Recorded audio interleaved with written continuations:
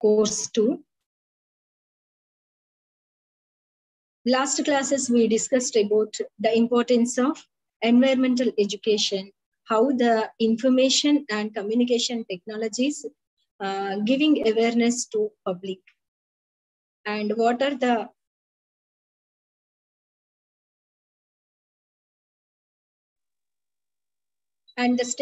steps taken up by the government and the role of non-government organizations giving awareness to people. We learn about that. And today's class, after completing this class, we will gain to explain the principles of environmental management, describe the various strategies and recycling. And also, we can explain the need to evolve a scientific and practical approach to solve the environmental problems, conflicts arising of the interaction between social and development components of our body. And we will know about introducing the concept of environmental planning in the context of development for human welfare. And we will know identify the driving and motivating components which plays a major role in formulating and development strategies. So, first of all, we have seen environmental management.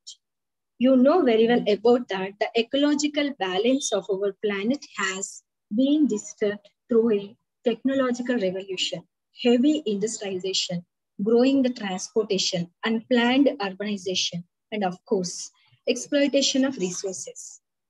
Ecosystem stability is in danger as the relationship between human beings and the environment has deteriorated.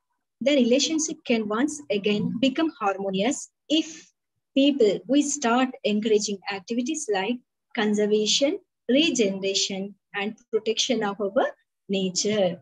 Environmental management is concerned with marine, land, atmospheric conditions, and work towards issues like deforestation and global carbon footprints, and tries to find ways to reduce the irreversible damage people are leaving behind.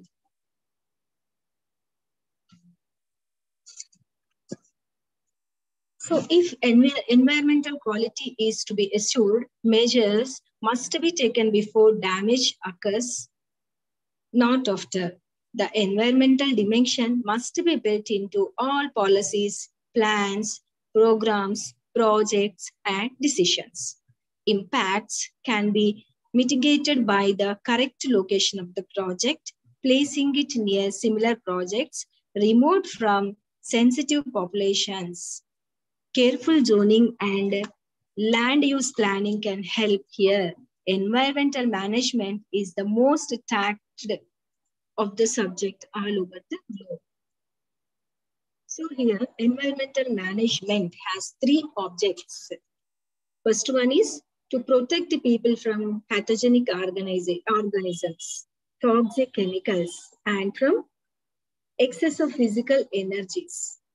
And second one is to spare human annoyance, irrigation, and discomfort from offensive conditions in water, in air, and in the land. And third one is to safeguard the balance of the earth ecosystem and to conserve the natural resources. So, environmental management is also essential for the minimization of impact of human activities on the ecological environment. So it is, we will learn this. This is very important that environmental management, we can know so many techniques which preserve and conserve the natural resources.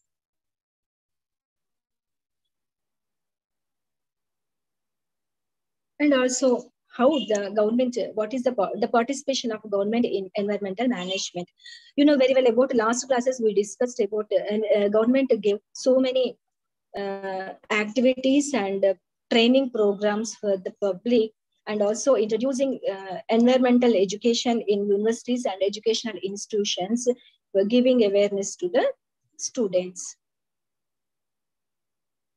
And also here some of the role of government in environmental management we will learn now. Environmental equality in a public good and economic efficiency in environmental resources allocation necessity the intervention of government.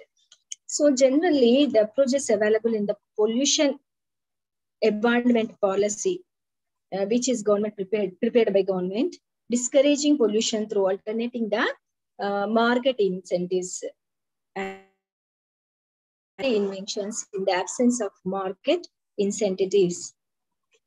So some of the following are the important measures adopted by the government in protecting the environment.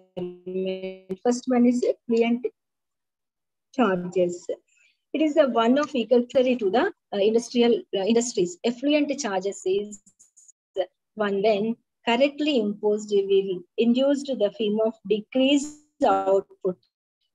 In this turn will lead to a cleaner environment. So instead of using unclean sources of energy, the firms may switch over the other cleaner sources of energy and mission.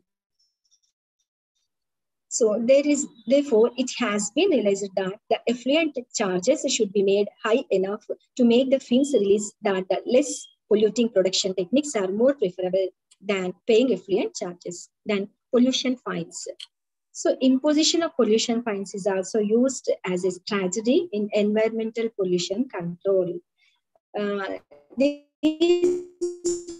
fines create cost burden and at the same time they serve as the incentive for adopting safety measures in the production activities and subsidies for better environmental quality. It is very important when encouraging the industrial people.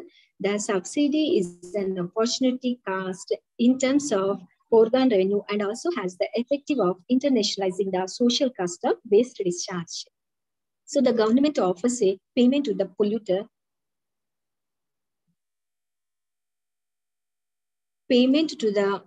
not to exercise this right.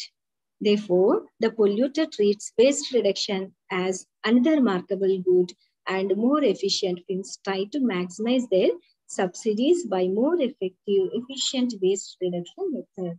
And regulatory legal measures. Rules and regulations are, of course, the essential environmental policy instruments. Many governments have passed environmental laws relating to water pollution regulation, air quality regulation, and noise pollution.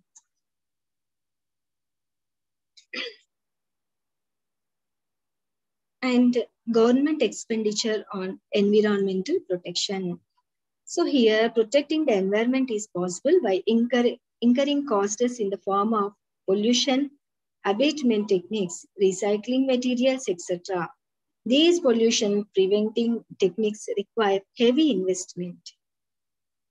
Therefore, it is expected that the government should allocate a certain percentage of gross national product, that is GNP, for achieving environmental quality, just like any other investment made by government and development plans or project.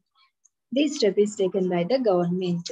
So, in the role of government in environmental management is effluent charges and pollution fines and subsidies for they are giving subsidies for better environmental quality, and also so many regulatory and legal measures, measurements for quality and noise regulation and noise pollution laws, and also government expenditure on protecting environmental production. These are the some of the. These are the some of the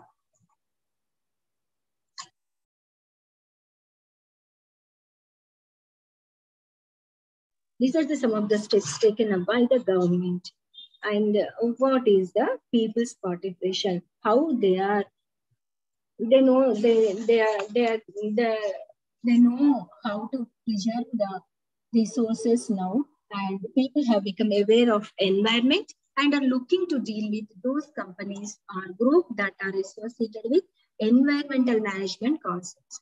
In order to move with the new trends and mindset, most firms are implementing effective environmental management programs that work towards conserving and protecting resources as well as the environment. So people also, they are also awareness, they gain awareness, they want a new trend about new trend and new steps taken up for the environment. So there is naturally the people participation also there.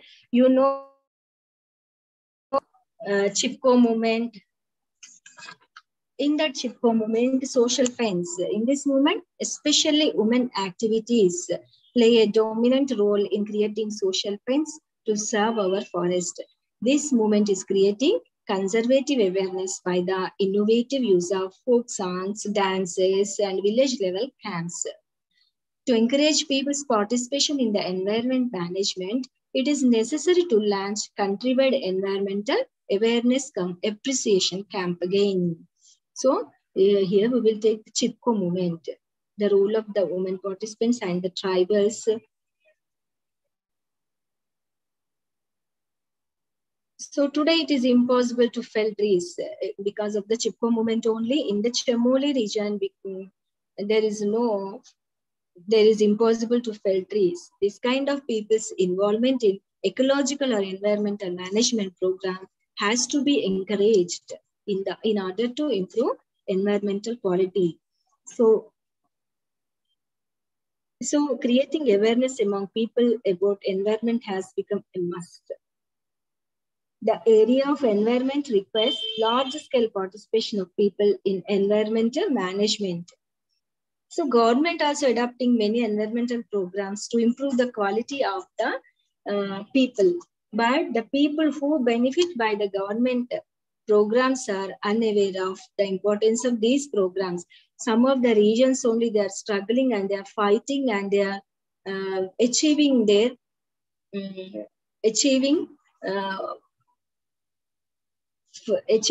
are fighting for environmental protection. And for this government introduced environmental education. This education, particularly last class, we discussed about that, giving knowledge and experience through environmental education from the primary level to university level, and also adult education and also giving some programs in public. So because of that only, public will aware about that and they will know what are the changes occurring in the surroundings and how we will protect our mother nature. And also educating students in environmental management and environmental economics will help them to assess an existing nature of economic and environmental setup, and to help framing economic policies including environmental aspects and thereby facilitating better environmental control, planning and management. So there is a need of environmental education. Last time we discussed this discussed the environmental education, how the government and non-government organizations are working for this. So what is the role of voluntary agencies now? We learned about what is the role of government in environmental management, what are the policies taken up by government, and also how the people's participation about these environmental programs. And now, how the voluntary agencies will encouraging for environment protection. It is very important that the role of voluntary organizations are crucial in tackling environmental problems, as it has been realized that whatever may be the level of development and efficiency of the government, it cannot solve the environmental problems all by itself. So there is a need of voluntary organizations, and we expected to work on the following objects. So the voluntary organizations are working for conservation and development of land, water, air, flora, and fauna. Promotion of environmental awareness at all levels by organizing seminars and workshops. You know very well about that Environment Day or Earth Day. Some of the special days related to environment, they are campaigning and they are giving awareness programs and seminars and workshops to giving awareness to the people and taking part in environmental education programs of the government. These are some of the steps taken up by the voluntary agencies. And today, the world environment is in a state of emergency. And to bring about effective environmental management, the above-mentioned strategies needed to implement it, not only immediately, but with greater force and concerned of us. So achieving success in environmental management, there is no need to stress the role and importance of voluntary organizations. They play a vital role in that. And how can we optimize these resources? How optimal utilization of resources. So the cultivation land area can be increased by 2 and 3 times in cropping intensity. You know very well about that. So there is an urgent need to find out ways to increase water supply also and food supply also. So what are the steps and what are the irrigation steps taken up to overcome these water problems? So in your textbook, it is very clearly discussed about that. So, control and property method of irrigation in canal and tank command areas, especially for paddy, and also providing drainage and water facility and conjunctive use of surface and groundwater, using sprinkler irrigation in canal and tank command areas, introducing drip irrigation in well irrigated areas, bivalve irrigation for closely spaced crops like sugarcane, vegetables, and cotton, and also introducing the concept of supplemental irrigation and water or fertilizer production function. And also, it is very important to give training to the farmers and extension officers on water management. Otherwise, they can't implement it. So there is a need to train the farmer about the new techniques of drip irrigation and sprinkler irrigation, and also extension officers.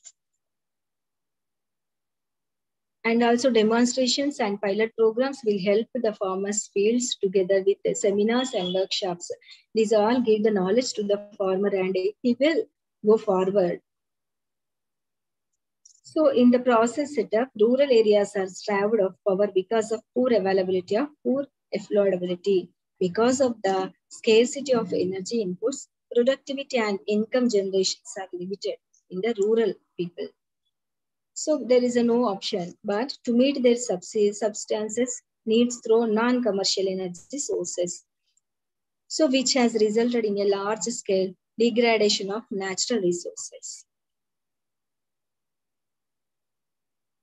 So there are 2 important forms of bioenergy sought to be developed. Biogas is perhaps the most important component of renewable energy supplies.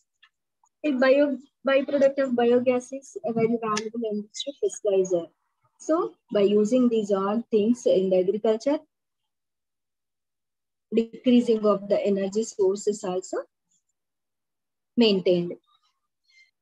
Biogas can be used for cooking, lighting, or for generation of power in all various uses which electricity can put to.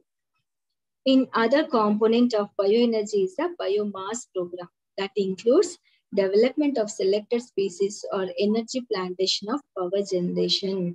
And also new schemes would include large-scale cultivation of fuel wood, biomass-based wood gas fire for irrigation and drinking water purposes. And vegetable oils also can serve as possible substitute or supplement to diesel oil. So these are the steps we can implement. And also in mineral resources of ocean occurring along the continental moraines are large and await exploitation. These occur along the west coast of India and mining of these has already begun.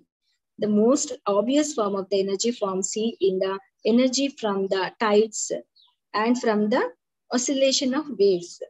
So the ocean water is also a rich source of inorganic chemicals, means common salt, has been also recovered from the sea water. So technology is available to recover potassium and magnesium salts and bromine from the seawater economically. So these are the sources, multiple sources.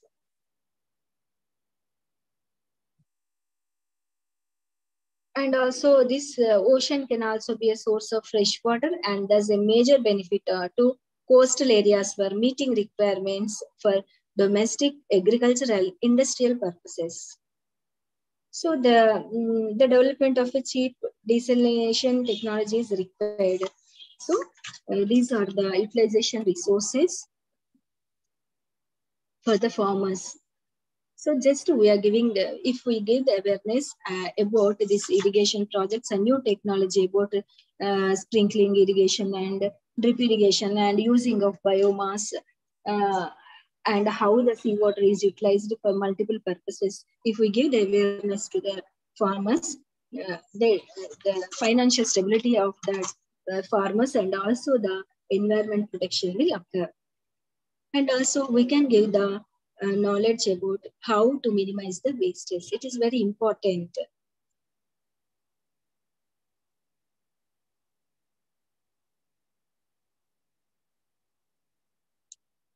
So the key to better water management lies not in the construction of big irrigation projects. So, but it is the maximum conservation of precipitation, soil moisture, and groundwater. It is very important to maintain that one. And the need to tackle the rural energy crisis and its complex nature was recognized in the document recommended in the settling up to an integrated rural energy program. Means it would provide a mix of energy options for meeting the diverse energy needs to the rural areas in the most cost-effective manner. So here, central and state governments, including those evolving conventional sources of energy, such as rural electrification, supply of petroleum products, oil, fuel woods, and soft coke, as well as new and renewable resource of energies. So, in this,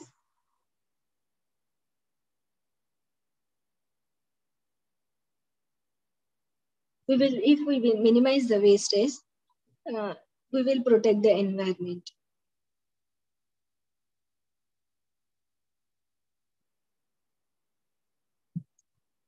And to maintain the groundwater table at least 1.5 to 2 meters below ground level, farmers should pump water from their wells.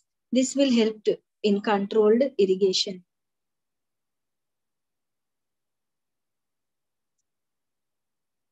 So in the major irrigation projects, what will happen? Farmers use as much as water as possible without understanding the adverse effect of over-irrigation. So we must give the knowledge of that. It will be useful. And also we know about that minimization of wastage. And what about recycling? Recycling means why this word is coming always in the talks of the people. Recycling of material is not only eliminate pollution problems, but also decreases the need to get new resources from the earth, a process that often involves its own environmental problems. So that's why it is very important.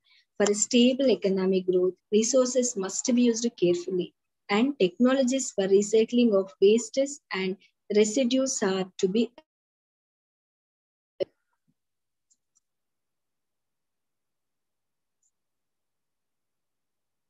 in the waste material which are obtained after the necessary usage, and in the factories and also in the industrial areas, the water can be used for the water can be recycled and used for irrigation purpose also. So this is called waste recycling. And also in the paper recycling, it is very popular. And without production of biogas, several waste materials can be recycled through the preparation of compost. So this compost, you know very well about, it is as well as equal to as chemical fertilizers, and it is more useful for the plants and fertility of the land.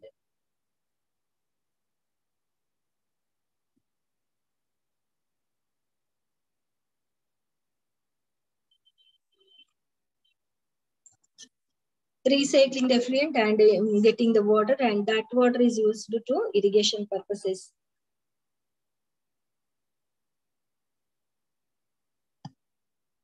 And also urban waste, both solid and liquid waste, for generating energy and also improving the urban environment.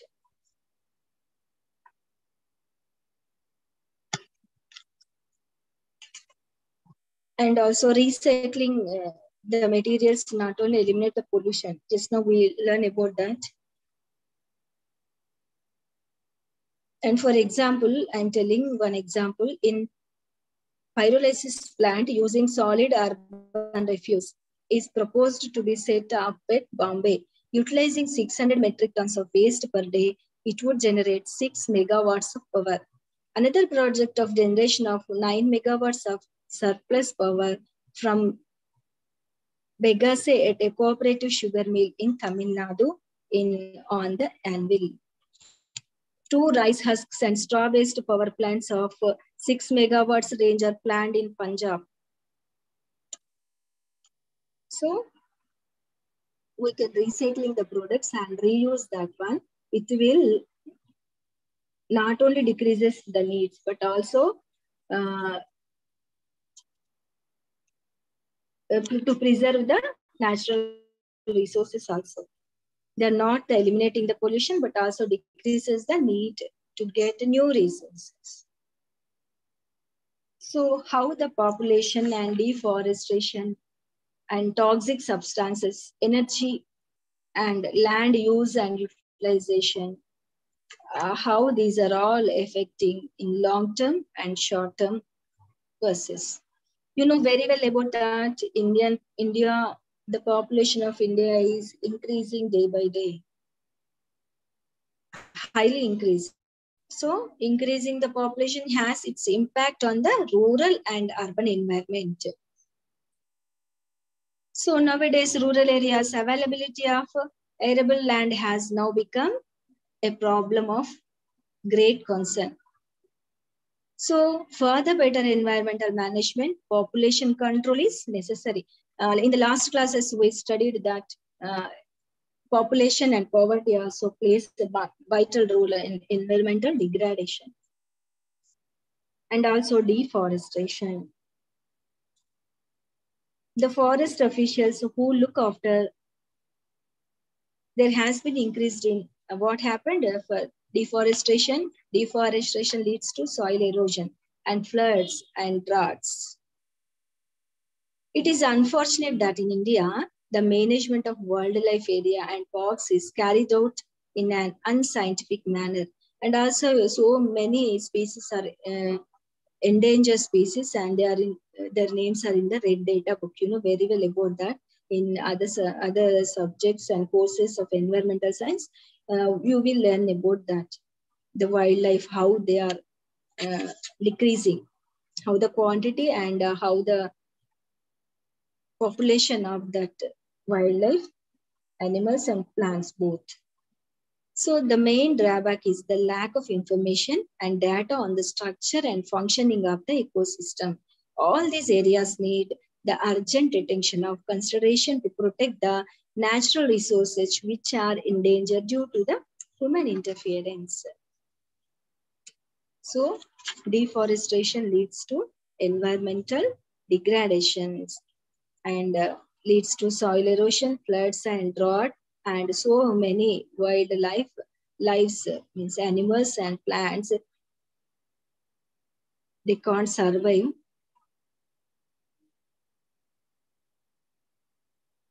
And large forest areas have been cleaned cleaned up. So what will happen?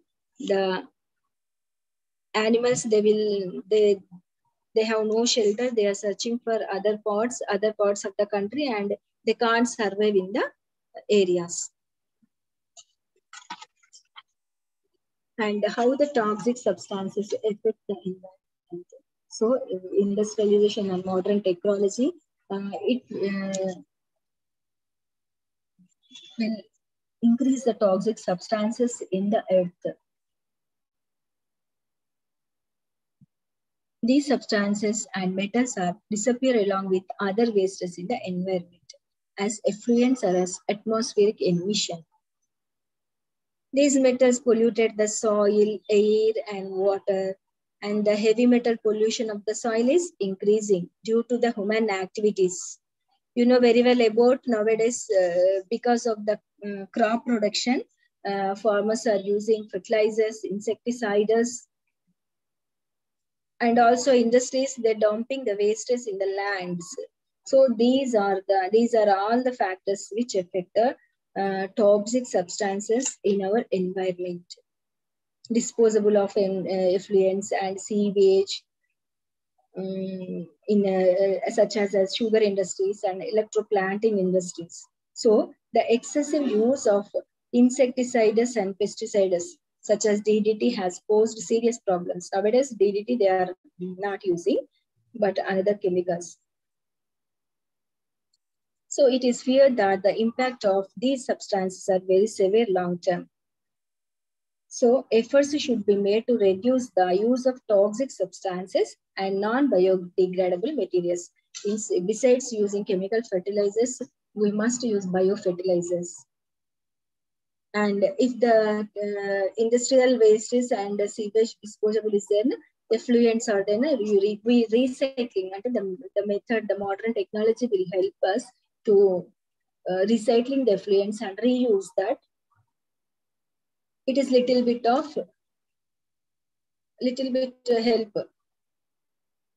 for environment.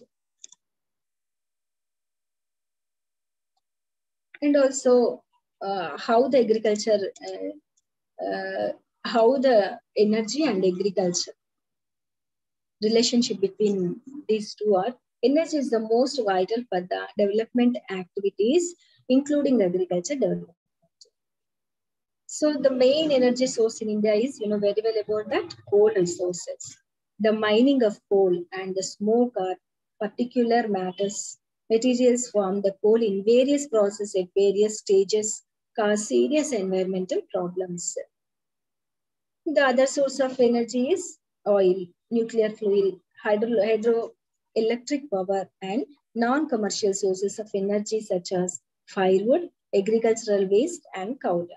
So the dangerous pollution from oil refineries is also occurring, and fear of radioactivity from nuclear energy, the construction of hydrological projects for electricity leads to large-scale damage to forest and vegetation. And also so many public health problems associated with the construction of dams. So for this, there is an urgent need to explore the possibilities of the use of non-commercial sources of energy. So besides using the hydroelectric power and other, encouraging the people to use of biogas and also solar energy. So many government schemes are there. They are giving subsidy for solar energy and biogas plants. So if we utilize, the farmers utilize these, it is better to control environmental pollution. The biogas from organic waste and human waste may be given priority to solve energy problems in rural areas. And also solar energy, research activity should be given prime attention to develop alternative sources of energy in India. So now lastly we will discuss about how the land is using. So utilization of land, it is very important. The pattern of land utilization project for the end of the country, incorporating the national forest policy to keep nearly 1/3 of the total land for further non-agricultural purposes.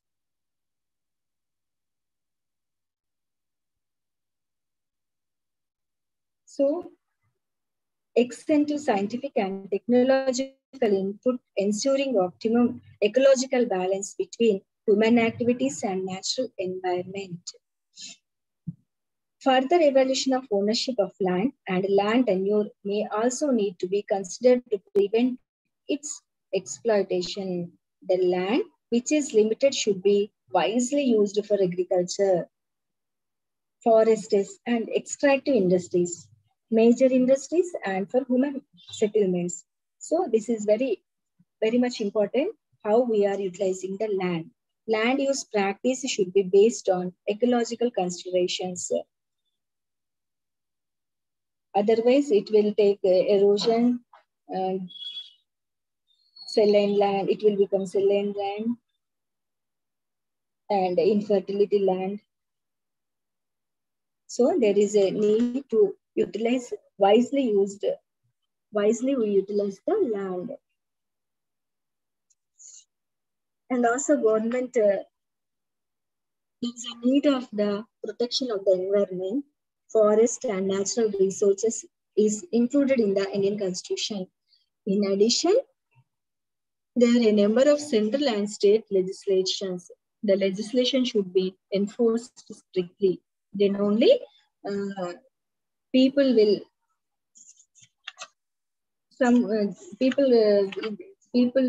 use these all facilities and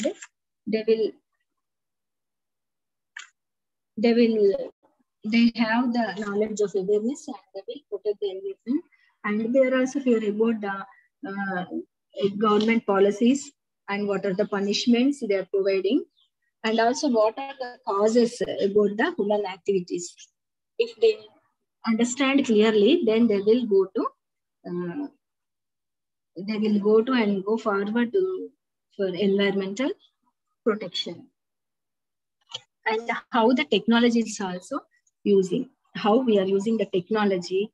Are we using the technology for our developments or for environmental degradation?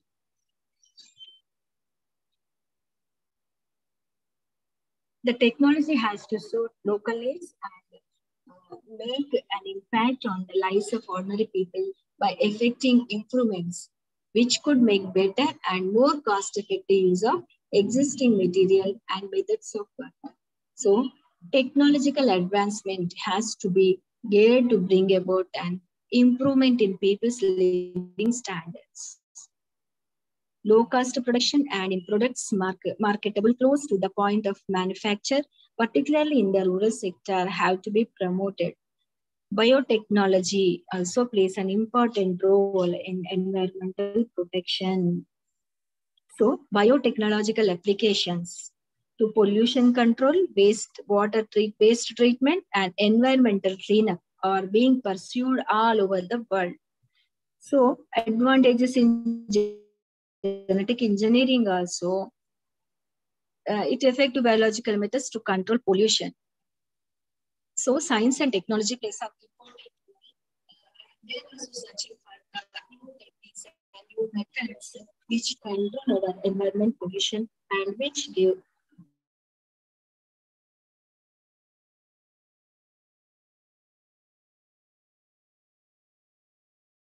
techniques, and they are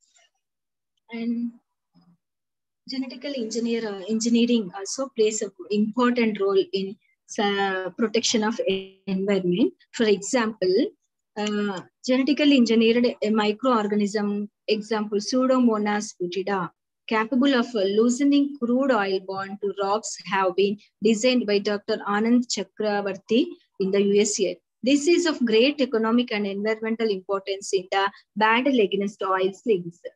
Microbial mining is another important area, which the extraction of metals from ores is increased markedly by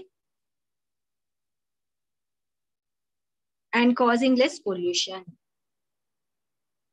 And biofertilizers, you know very well about rhizobium, and these are leguminosae family, related to legume family bacteria, and rhizobium, frankia, azotobacter, aspergillum, and azolla, mycorrhiza, etc. help to replace the chemical fertilizers. So if we give awareness to the farmers and educating the farmers and giving training sessions to the farmers, it will better to that means expected changes.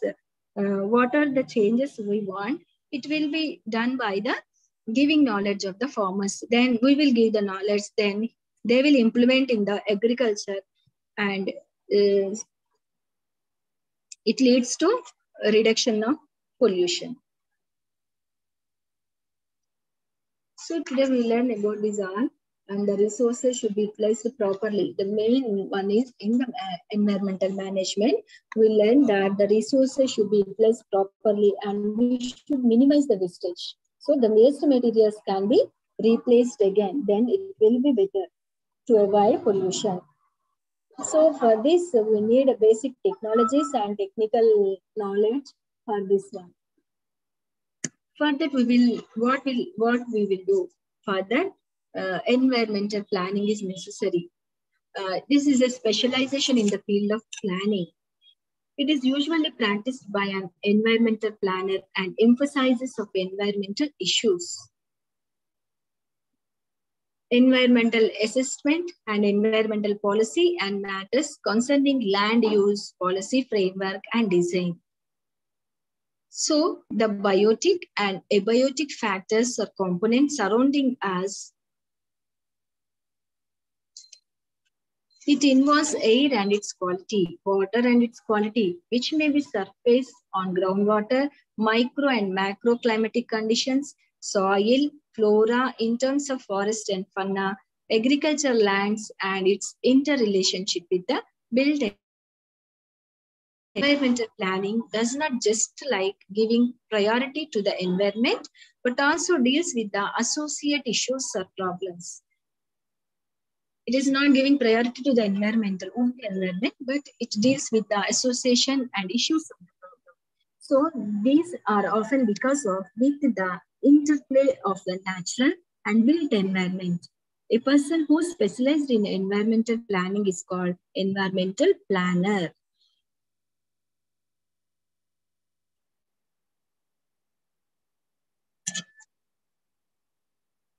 Environmental management refers to the optimal allocation to finite resources between and among different possible uses to make sure that economic considerations are introduced along with the criteria. From the ecological viewpoint, the principles of environmental management addresses to the protection and prevention of degradation and diminishing resources. So here, management links with the four working components.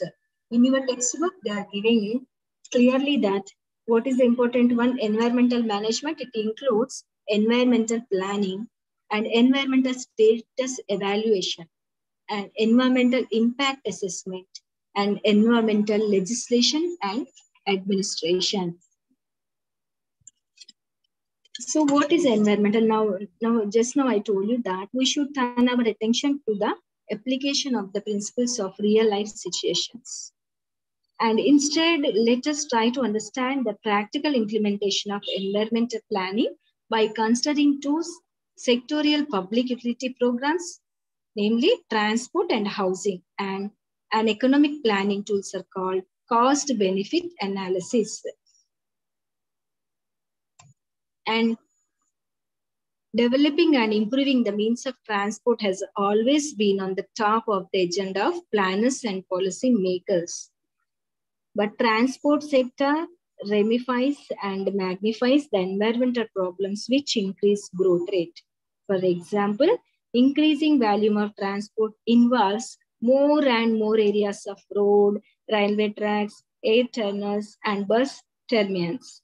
Apart from this, there will be a spread in automobile junkyards, workshops, petrol pumps and refineries, oil and crude carriers, etc. Each one of these components is bound of the environment.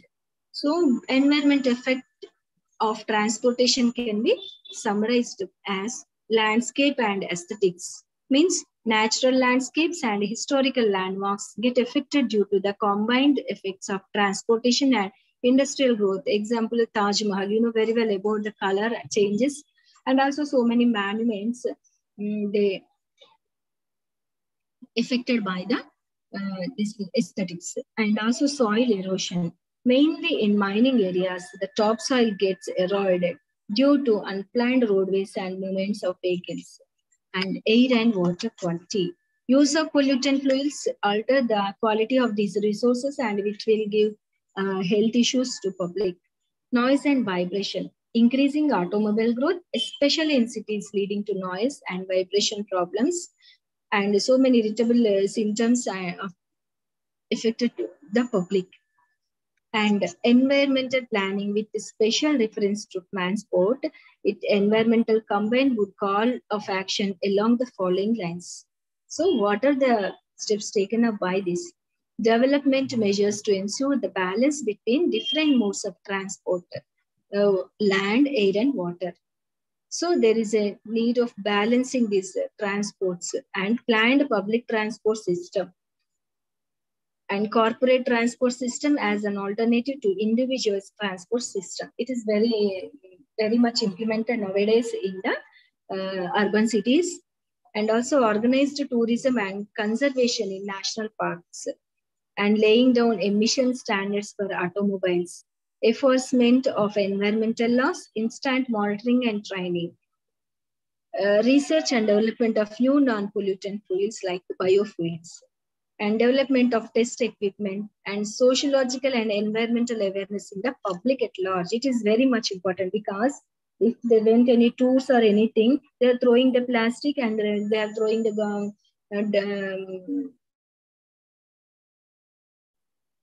wastes, and they are causing the land pollution. And also the great increase in the world population, its flux into urban areas owing to a multitude of factors, factories have led to the problems of housing, including living space.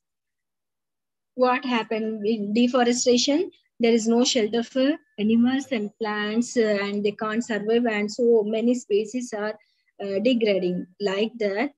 In the urbanization and multitude of factories, what will happen? There is a problem of housing, including living space for human beings. It will happen, yes, it is happening nowadays. In many regions, the urban population has doubled in a period of 10 years, and this trend is expected to continue. So this is the most, this is a population problem. And poverty and hits are often closely associated with poor housing. And filth paves way for lice, fleas, bugs, and mites, and harboring of mice and rats, which can also be carried and transmitted of diseases because of the poor housing system of the villages or rural areas. And is also caused by social economic conditions have been shown to have a positive effect on the health of children. For example, measles, whooping cough occur at earlier ages in overcrowded homes. And also more direct impacts of housing on the environment can be seen in industrial and urban areas. So there is in the nearby industrial areas or urban areas, the water also contaminated, the land also contaminated, and air pollution leads to so many health issues to the public. Newer human habitations in and around the industrial areas create more and more slums and reduce the so-called lung spaces in these areas. So poverty and population overcrowding, and also poor housing, a lack of basic sanitation. These are all affecting the health of the public. And environmental planning aimed at balancing between housing and environment should include the following to evolve a meaningful socio-economic programs. So in your textbook, they will give that establishing housing standards to suit the local environmental conditions. According to the local environment conditions, we must establish our housing standards. We must build according to that only. And incorporating the local climate, geography, social practices, customs and tradition, and other related aspects while adopting the newer technologies. So we are adopting new technologies. We must consider what is the local climate condition and what are the geography of the area and what are the tradition there and how, and we must respect that conditions, and we must adopting the techniques according to that only. And also identifying the physiological and psychological responses of the human body to the physical and social environment. We must observe and we must understand the psychological and physiological responses of human body. Then only we will implement the new technologies and according to the environment.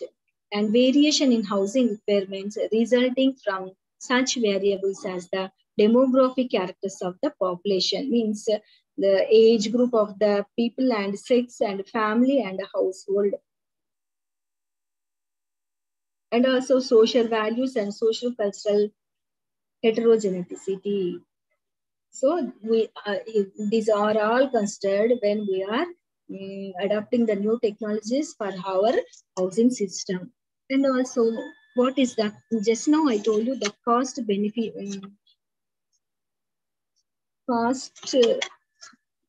analysis. So it is an investment appraisal technique for analyzing and measuring the cost and benefits of the community of welfare projects. So introducing the cost benefit analysis or CBA as a vital component of the welfare project has changed the basic approach to resolve the environment problems arising out for development projects. So the generally accepted concept of development without destruction. So what is the motto here? Development without destruction declares that even if the CBA shows negative projections for a particular project, no compromise is to be made as far as the commitment of environmental protection is concerned.